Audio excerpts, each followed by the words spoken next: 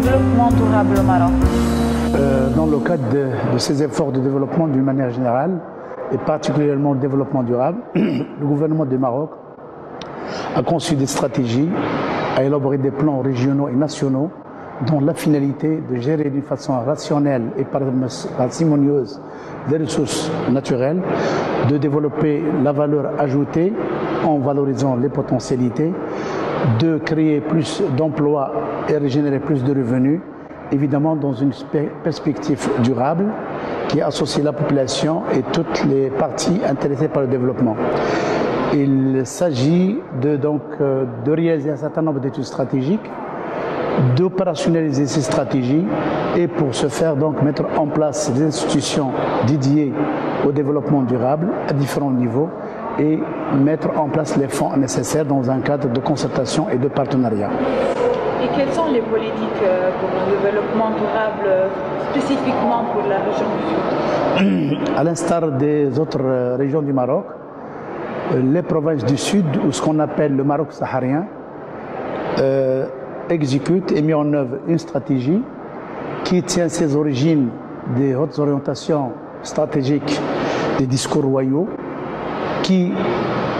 oriente l'intervention et la conception des projets. Il s'agit principalement de l'INDH, le processus et le chantier de Rennes qui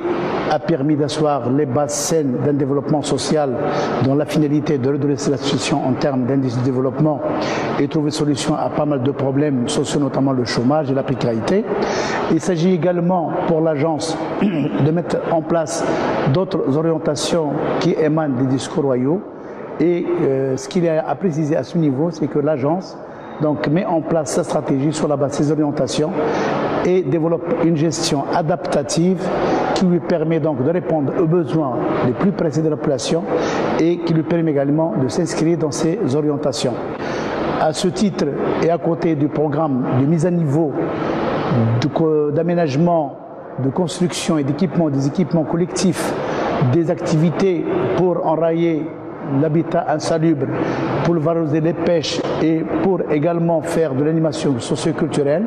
le programme a su mettre en place des projets intégrés structurants qui intéressent la valorisation des patrimoines, des différentes richesses et filières selon une démarche de filière, de grappe et dans une dynamique et dans une méthodologie d'économie sociale et d'initiative privée. Donc l'agence, institution dédiée au développement, de par son mandat, joue un double rôle, un rôle technique qui réside dans la réalisation du stratégique et la maîtrise d'ouvrage dans la mise en œuvre des activités. Et il a également un autre rôle financier. Il est d'abord un partenaire dans le financement, mais il est également une institution qui mobilise les fonds. Et à juste titre, pour un dirham investi, l'agence a réussi à mobiliser ses partenaires pour donc bénéficier de 5 dirhams.